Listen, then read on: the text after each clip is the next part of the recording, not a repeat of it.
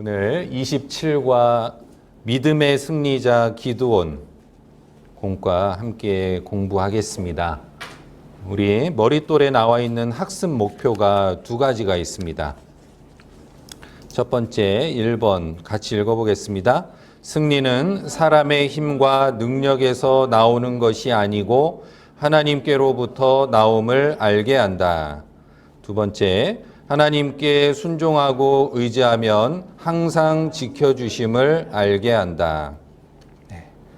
항상 공과 교육에 앞서서 학습 목표를 확인하는 것이 중요하죠. 그래서 그 목표를 정확히 정해놓고 그곳을 향해서 계속 우리가 말씀을 상고할 때 바라보면서 이 공부를 하면 더 도움이 될 겁니다. 먼저 사사기를 개관을 했습니다. 나눠드린 유인물 참고하시면요. 사사기의 전반적인 개관이 되어 있습니다. 사사기는 여호수아가 죽은 후에 전쟁을 알지 못하던 사람들이 이제 태어났죠. 그 시대에 이제 영적 지도자들도 죽어갔고 신앙의 경험이 부족한 사람들이 모여 있다 보니까 점점점 하나님 앞에 어두워지는 시기가 됐습니다. 영적인 암흑기라고 하죠. 그래서 여호수아 사후부터 사울왕의 즉위까지 약 350년간의 긴 기간이었는데요. 이때 사사들을 통해서 하나님께서 그들을 이방 세력으로부터 구원해 주시는 그런 일이 있었습니다. 사사기 2장을 찾으시겠습니다. 사사기 2장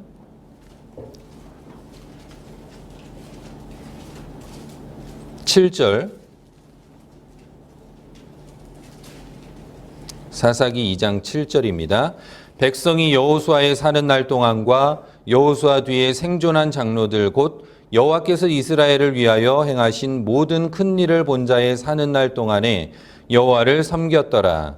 여호와의 종 눈의 아들 여호수아가 110세의 죽음에 무리가 그의 기업의 경내 에브라임 산지 가하스산 북 딥낫 헤레스에 장사하였고 그 세대 사람도 다 그 열조에게로 돌아갔고 그 후에 일어난 다른 세대는 여호와를 알지 못하며 여호와께서 이스라엘을 위하여 행하신 일도 알지 못하였더라. 이스라엘 자손이 여호와의 목전에 악을 행하여 바알들을 섬기며. 여호수아가 사는 날 동안에 이스라엘 백성들은 하나님의 백성으로서 참 잘 살았어요. 가나안 땅에 들어가서 많은 승리의 전쟁이 있었고 하나님의 뜻대로 그들은 그 땅을 차지하면서 정복해가며 살았습니다. 그런데 이제 여호수아가 죽자 그들은 여호와의 목전에 악을 행했다라고 기록하고 계십니다. 이때 당시에 이제 사사들이 활동을 했는데 사사라는 말은 지도자라는 뜻을 갖고 있어요. 그리고 이 사사기는 전반적인 구조를 보면 실패의 원인, 실패의 반복, 실패의 모형으로 크게 세 단락을 지을 수가 있습니다. 여섯 번째 전체적 배경을 보시면요. 이스라엘의 범죄와 하나님의 징계에 부르짖음에 구원하시는 하나님의 응답이라는 반복의 악순환을 볼 수 있습니다. 구원의 은혜를 잊어버리고 죄악으로 나아가는 이스라엘과 긍휼히 여기시는 하나님의 사랑이 대조되고 있습니다. 자기의 옳은 대로 행하는 이스라엘을 버리지 아니하시고 하나님의 능력으로 구원하시는 역사가 계속 반복되어 나타납니다. 거기에 사사들을 표로 한번 정리해 보았는데요. 그들이 각 소속 지파에서 사사로 세워지고 하나님께 쓰임을 받았습니다. 거기에는 그들이 이방 세력들로 인해서 압제당했던 연수가 기록되어 있고 또 사사들의 활동으로 평화의 시기, 그들이 통치했던 그 시기가 또 옆에 괄호로 기록이 되어 있습니다. 그 중에 오늘은 이 기드온에 대해서 살펴볼 겁니다. 2페이지로 가시겠습니다. 먼저 사사기 6장, 7장을 간략하게 관찰해 보겠습니다. 표면에 나타난 내용을 토대로 관찰해 보고자 합니다. 사사기 6장입니다. 사사기 6장 1절. 이스라엘 자손이 또 여호와의 목전에서 악을 행하였으므로 여호와께서 7년 동안 그들을 미디안의 손에 붙이시니. 사사기에는 이스라엘의 범죄, 징계, 간구, 구원의 이 순환 바퀴가 계속해서 연거푸 일어나고 있죠. 각 사사의 시기 때마다 이스라엘 백성들이 범죄하고 징계받고 또 하나님께 간구하고 부르짖고 하나님이 구원해 주시고 이런 과정이 반복됩니다. 마치 우리의 신앙생활과 같죠? 하나님 앞에 뉘우치고 승리하는 삶이 있다가 금방 또 범죄하고 징계받는 일이 있죠. 계속해서 반복이 됩니다.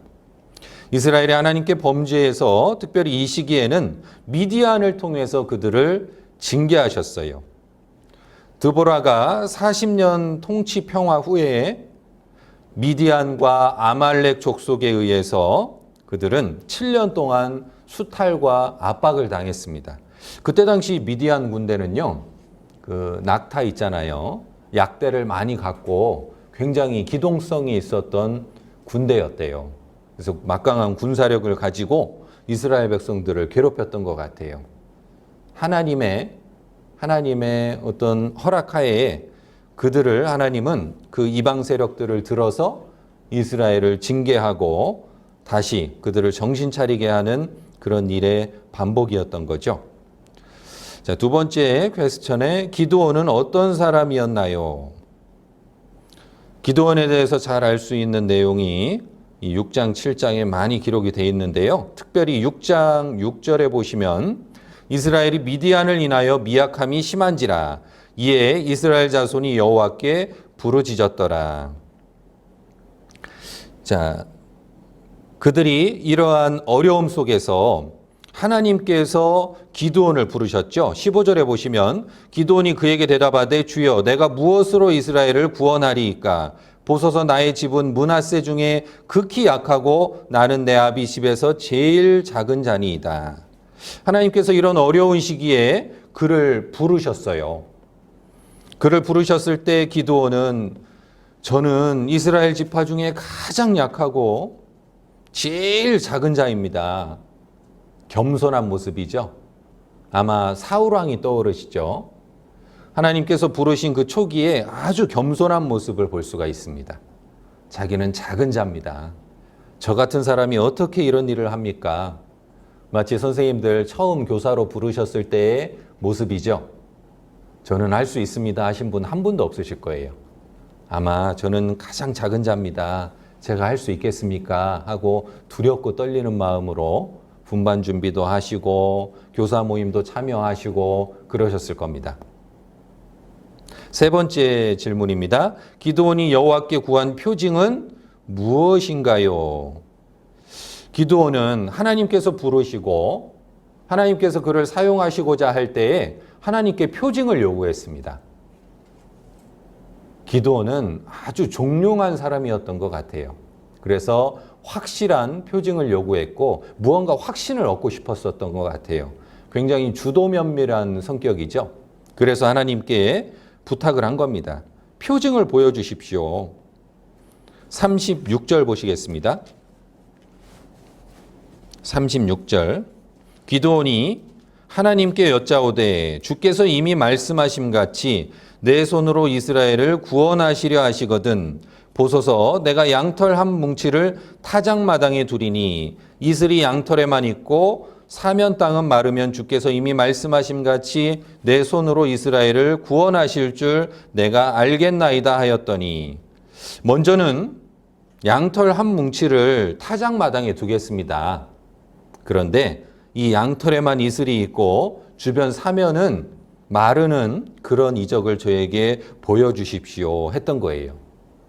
그리고 그걸로 그치지 않았죠? 또 하나님께 여쭙습니다. 39절 기드온이 또 하나님께 여짜오되 주여 내게 진노하지 마옵소서 내가 이번만 말하리이다 구하옵나니 나로 다시 한번 양털로 시험하게 하소서 양털만 마르고 사면 땅에는 다 이슬이 있게 하옵소서 하였더니, 이제는 거꾸로죠. 양털은 마르고 사면은 이슬이 있게 해 주십시오. 그런 부탁을 드렸습니다. 이것이 영적으로 참 깊은 의미가 있어요.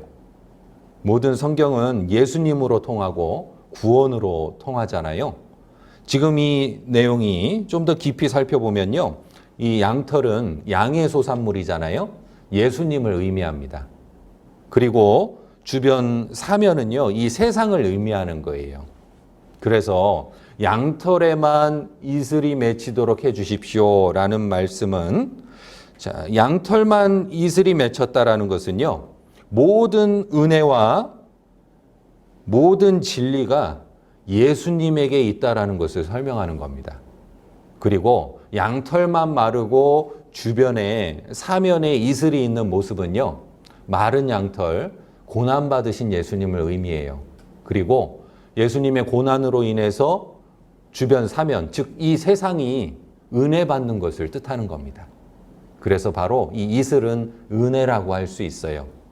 성경의 많은 곳에 이슬이 은혜로 묘사되어 있거든요. 예수님을 통해서 이 세상 사람들이 구원받고 은혜 받는 모습을 지금 아주 그림과 같이 이렇게 묘사하고 계시는 겁니다. 다음 질문. 여호와께서 어떤 사람들을 돌려보내셨나요? 그가 미디안과의 전투에 앞서서 하나님께서 그 군사들을 모집하시는데 그들을 차차로 이렇게 돌려보내죠. 7장을 보시겠습니다. 7장 3절. 이제 너는 백성의 귀에 고하여 이르기를 누구든지 두려워서 떠는 자여든 길르앗산에서 떠나 돌아가라 하라 하시니 이에 돌아간 백성이 2만 2천 명이요 남은 자가 1만 명이었더라. 자, 이스라엘 백성들, 그들이 스스로 나왔던 사람들이 많았죠. 그런데 그 많은 사람 중에 2만 2천 명이 돌아갔어요. 3만 2천 명 중에 2만 2천 명이 돌아갔던 거죠. 그래서 이제 1,000명이 남았고, 첫 번째 돌아간 사람들은 이 기록처럼 두려워서 떠는 자들이었다라는 겁니다. 두려워 떠는 자. 그리고 두 번째로 무릎을 꿇고 물을 핥아 마시는 자들, 그들을 돌려보냈죠. 6절에 보시면 손으로 움켜 입에 대고 핥는 자의 수는 300명이요 그 외의 백성은 다 무릎을 꿇고 물을 마신지라.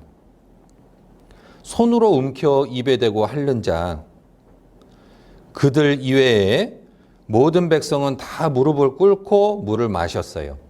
그 부연 설명이 5절에 나와 있죠.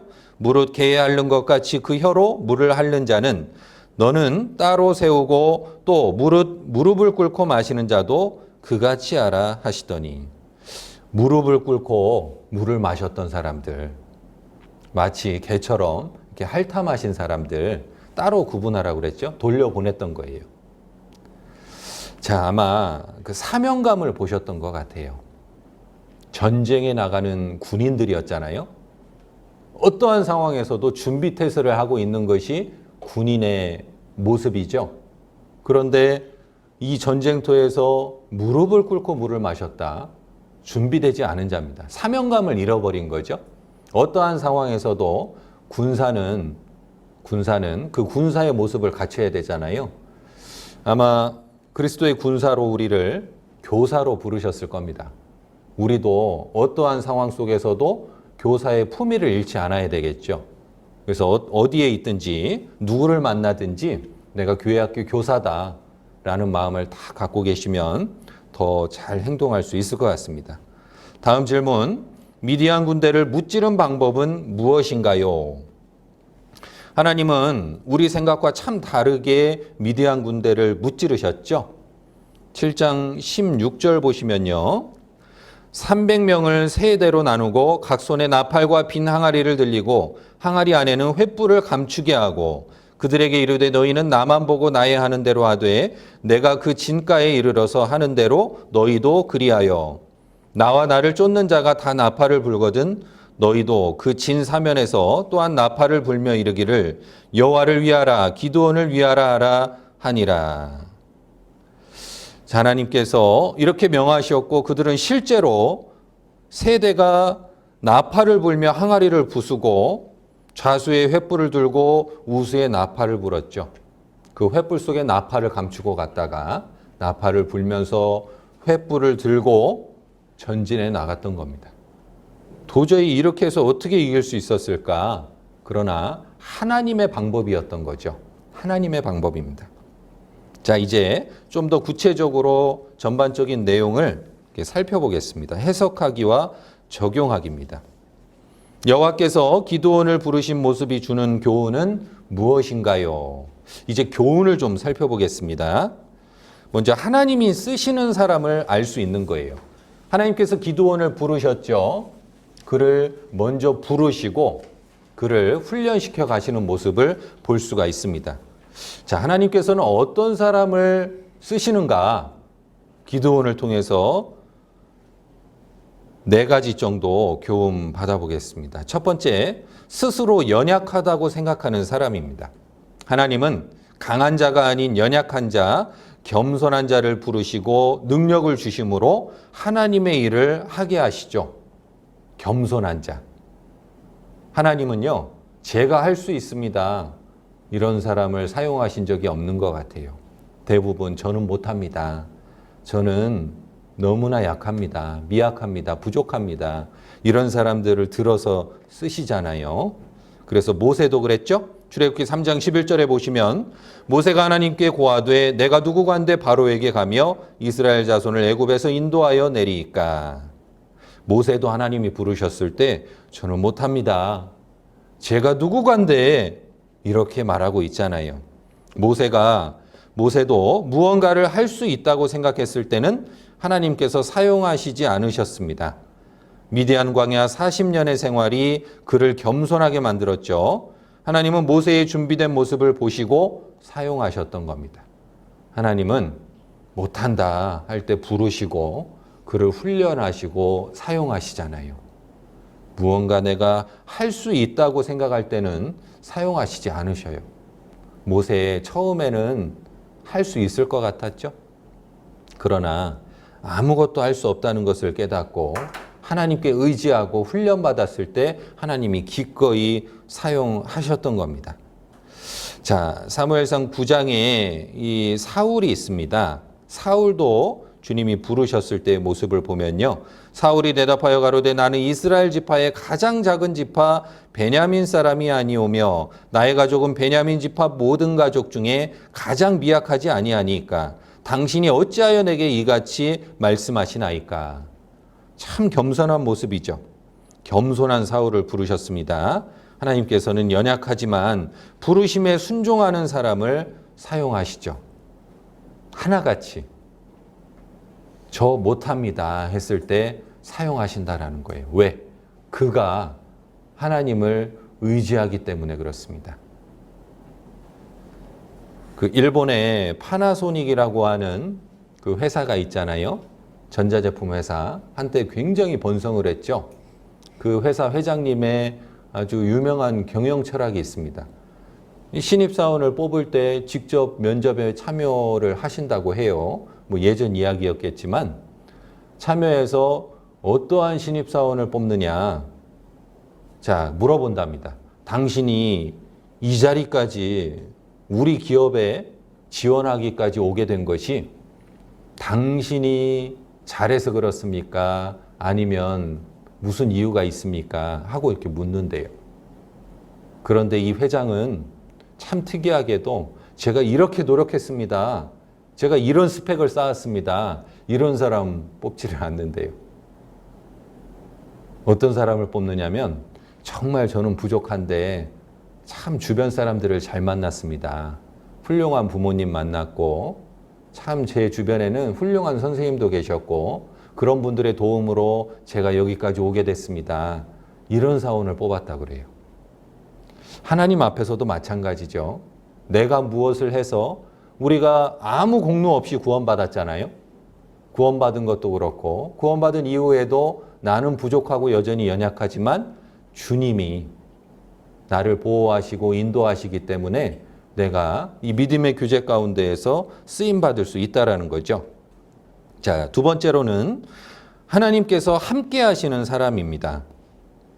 사사기 6장 12절에 여호와의 사자가 기드온에게 나타나 이르되 큰 용사여 여호와께서 너와 함께 계시도다. 16절에도 여호와께서 그에게 이르시되 내가 반드시 너와 함께 하리니 내가 미디안 사람 치기를 한 사람을 치듯 하리라. 결국 하나님이 함께 하시는 사람을 쓰시고 하나님이 함께 하실 때 그 큰 능력이 그 사람을 통해서 나타나는 거라는 거죠. 그것이 중요합니다.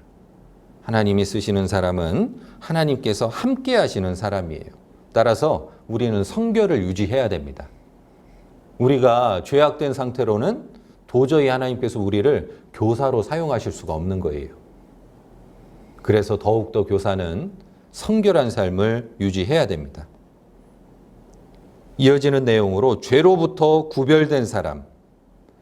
기드온은 주님의 부르심을 받고 그는 아주 큰 결단을 내리죠. 성경 찾겠습니다. 6장 25절. 이날 밤에 여호와께서 기드온에게 이르시되 내 아비의 숫소 곧 7년 된 둘째 숫소를 취하고 내 아비에게 있는 바알의 단을 헐며 단 곁에 아세라상을 찍고 또 이 견고한 성 위에 내 하나님 여호와를 위하여 규례대로 한 단을 쌓고 그 둘째 숫소를 취하여 내가 찍은 아세라 나무로 번제를 드릴지니라. 이에 기드온이 종 열을 데리고 여호와의 말씀하신 대로 행하되 아비의 가족과 그 성읍 사람들을 두려워함으로 이 일을 감히 백주에 행하지 못하고 밤에 행하니라. 기드온은요, 그들의 가족, 그 성읍 사람들이 섬겼던 신, 단호하게 주님의 명령을 쫓아서 회파했습니다. 이 죄악된 것을 떨쳐버리는 모습이죠. 아주 단호했던 이 모습, 죄로부터 구별됐던 겁니다. 그래서 하나님께서 기드온을 더 귀하게 쓰셨던 거예요. 아마 그 집안의 그 성읍의 전통이었을 겁니다. 수많은 사람들의 지탄이 예상됐겠죠? 그럼에도 불구하고 주님이 말씀하셨을 때 여호와의 말씀하신 대로 행하되 말씀하신 대로 했다라는 거예요. 죄로부터 구별된 모습을 볼 수가 있습니다. 넷째, 구원받고 확실한 믿음을 소유한 사람입니다. 자, 기드온이 하나님께 표징을 요구했잖아요. 기드온, 하나님이 선택하셨습니다. 하나님이 부르셨습니다. 그런데 하나님은 더 확실한 믿음을 요구하셨던 것 같아요. 기드온은 그 하나님의 마음에 합한 사람이었습니다.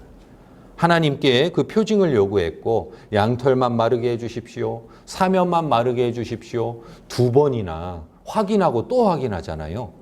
그 확신을 가진 후에 정말 불같은 주님의 역사가 그를 통해서 나타났죠. 미디안 대군을 무찔렀습니다. 그 거대한 미디안 13만 5천 명이라고 하는 그 대군을 불과 300명으로 무찌르는 큰 역사를 나타냈던 거예요. 이와 같이 확실한 믿음이 필요하죠. 우리가 구원받고 나서 신앙생활하는 데에도 믿음이 필요하잖아요. 믿음으로 믿음에 이르게 하나니 구원받은 믿음이 점점점 자라나서 우리 신앙생활 가운데 꼭 필요한 믿음이 있는 거죠.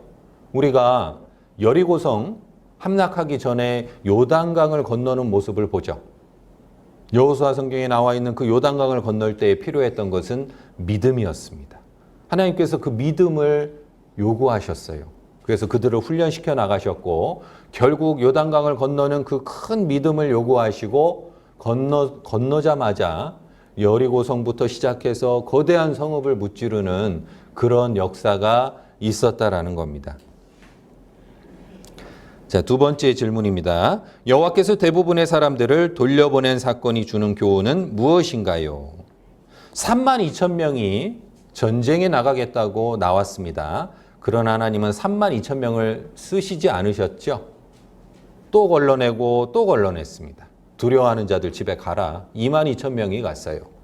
그리고 9,700명이 무릎 꿇고 물을 먹었기 때문에 집으로 돌아갔습니다. 나머지 300명만을 가지고 하나님은 역사하셨어요. 왜 그러셨을까요? 여기 답이 7장 2절에 있습니다. 여호와께서 기드온에게 이르시되 너를 쫓은 백성이 너무 많은즉 내가 그들의 손에 미디안 사람을 붙이지 아니하리니 이는 이스라엘이 나를 거스려 자긍하기를 내 손이 나를 구원하였다 할까 함이니라. 이처럼 하나님께서는 하나님의 영광을 나타내시고자 역사하시죠. 따라서 다수를 원하지 않으십니다. 하나님께 온전히 드려진 헌신된 두세 사람만 있으면 그곳에서 하나님이 역사하신다라고 말씀하셨어요. 왜? 하나님이 드러나야 되기 때문에 그렇습니다. 우리가 교회학교 교사의 이 직분을 수행하면서도요, 분명히 기억해야 될 것은 나는 죽고 주님이 높아져야 되는 거죠. 우리가 어떤 모임, 어떤 행사, 교회학교의 모든 일정 가운데 하나님이 드러나야 된다는 겁니다. 마찬가지로 하나님께서는 가장 적은 민족인 이스라엘을 선택하셨고 그들을 통해서 큰 역사를 나타내심으로 하나님의 영광을 드러내셨다라는 거예요. 그는 흥하여야겠고 나는 쇠하여야 하리라. 하나님이 우리 삶 속에서 드러나야 됩니다. 우리 간증 속에서도 주님이 나타나야 돼요. 나는 죽어야 됩니다. 자, 마태복음 16장 24절입니다. 같이 읽겠습니다. 이에 예수께서 제자들에게 이르시되 아무든지 나를 따라오려거든 자기를 부인하고 자기 십자가를 지고 나를 좇을 것이니라. 자, 왜 하필 22,000명 두려워 떠는 자들 돌려보냈을까요? 아직 준비되지 않았기 때문에 그래요. 충분한 예산을 세우지 않았다라는 겁니다. 주님을 쫓으려면 많은 수고와 헌신과 희생이 요구되죠. 주님을 쫓을 때에는 반드시 충분한 예산을 세워야 돼요. 우리 선생님들도 예산 다 세우셨죠. 지금 학예수양회를 앞두고 충분한 예산을 세우셔야 되죠. 내가 연습하기 위해서 시청각을 준비하고 분반을 준비하고 전체 진행을 준비함에 있어서 세워야 할 예산이 있습니다. 먼저 시간적인 예산일 거예요. 물질적인 예산도 있어야 될 겁니다. 체력적인 예산도 있어야 될 거예요. 준비하는 과정 속에서도 그렇고 수양회를 위해서 내가 예산을 세워야 되죠. 그 시간을 비워둬야 되고 최대한 온전히 참석해야 되고 수양회장에 가서 혹여 내가 지치고 힘들어서 아이들을 돌보지 못하는 일이 없어야 되잖아요. 그래서 그 예산을 지금 준비하셔야 됩니다. 운동도 하셔야 되고 틈틈이 말씀도 준비하셔야 되고 분반 수업에 아이들이 지루하지 않도록 준비하셔야 되죠. 그런 시간들이 꼭 필요할 겁니다. 두려워 떠는 자는 아직 그 예산이 준비되지 않았기 때문에 그래요. 그리고 두 번째 베드로전서 5장 8절에 근신하라 깨어라 너희 대적 마귀가 두루 다니며 삼킬 자를 찾나니. 자, 무릎을 꿇고 물을 마신 자들 9,700명을 돌려보냈다 그랬죠? 그들은 방심한 자죠. 마귀는 방심하면 틈을 타고 우리를 넘어뜨리잖아요. 사명감이 없었기 때문에 방심한 거예요. 사명감이 있으면 방심하지 않아요. 흐트러지지 않는다라는 거죠. 교사도 꼭 사명감이 필요할 겁니다. 자, 또 하나의 질문입니다. 여호와께서 미디안 군대를 무찌른 방법의 의미는 무엇인가요? 자, 사무엘상 17장 47절에 보면 또 여호와의 구원하심이 칼과 창에 있지 아니함을 이 무리로 알게 하리라.